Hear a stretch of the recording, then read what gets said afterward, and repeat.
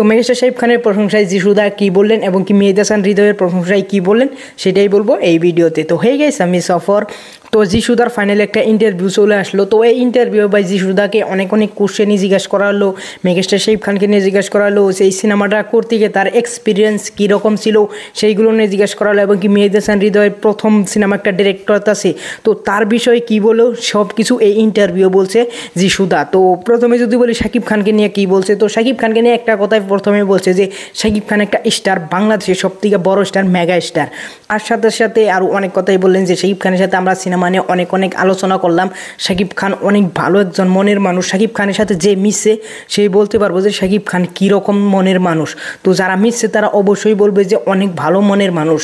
আর আমার সাথে পুরোটাই জমে ক্ষীর হয়ে গেছিলো। আমি শাকিব খানের সাথে পুরোটাই আমরা দুজন ফ্রেন্ডলি আছিলাম এবং আমরা দুজনে পুরোটাই হাসি মজাক করতে করতে ভাই পুরোটাই সিরিয়াস হয়ে গেছি যে বাংলা সিনেমাকে নিয়ে আমরা বিশ্ব দরবারে কীভাবে যাব, বাংলা সিনেমা বিশ্ব দরবারে কীভাবে তুলে ধরবো। তো এই বিষয় নিয়ে আমি শাকিব খানের সাথে অনেক কথা বলছি।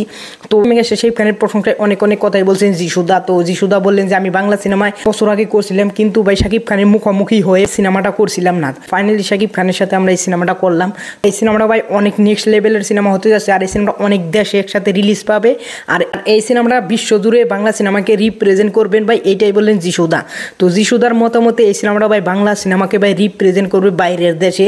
যারা বাঙালি আছে, নন বাঙালি আছে, তাদের কাছে ওই সিনেমাটা তুলে ধরার মতন একটা সিনেমা হয়েছে ভাই, যিশুদা এইটা বললেন। তো এর সাথে সাথে যিশুদা বললেন যে একটা নতুন কিন্তু ডিরেক্টর যেটা সিনেমা বানানো হয়, সিনেমাটা তার মাইন্ডে ঢুকিয়ে নিছে যে আমি যদি এইভাবে শর্ট করতাম, ওই শর্টটা যদি ভালো হইতো তাহলে মেহেদী হাসান হৃদয় ওকে বলতো, যদি তার মতন না হইতো তাহলে আমাকে বলতো যে দাদা এইভাবে না ওইভাবে করেন। মেহেদী হাসান হৃদয়ের প্রশংসায় ভাই অনেক করলেন। তো তার সাথে সাথে প্রডিউসার যারা আছে বরবাদ সিনেমাটাকে বানাইছে তো তাদের প্রশংসায় ভাই অনেক কথাই বলেন যে একজন নতুন প্রডিউসার হইলেও ভাই তাদের মনটা অনেক বড়, তারা মানুষ ভালো এবং কি মানুষকে সম্মান দিতে জানে। আর অনেক প্রশংসাই করলেন প্রোডাকশন হাউসের বিষয়ে।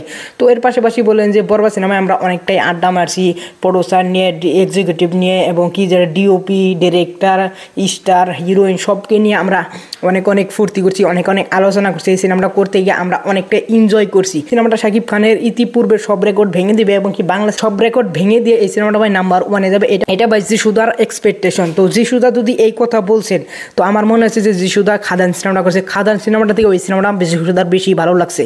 তো সেই জন্য যিশুদা এই কথাটা বলছেন। তো এর সাথে সাথে যিশুদা বলেন যে বাংলা সিনেমায় আমি কোনোদিন ভাবি না যে এইরকম বাজেটের সিনেমা হতে পারে, কারণ আমাদের যেগুলো কলকাতায় সিনেমা ওইগুলো ভাই অত টাকা বাজেটের সিনেমা হয় না।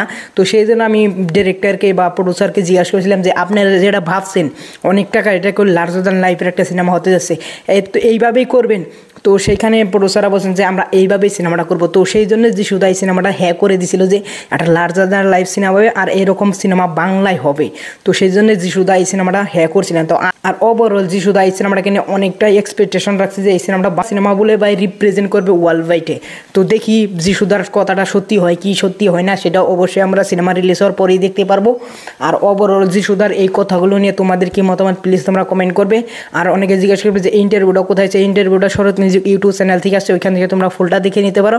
আর ওভারঅল আমার এই ভিডিওটা যদি ভালো লাগলে অবশ্যই একটা লাইক করবে, চ্যানেলটা সাবস্ক্রাইব করবে। Thanks for watching, by.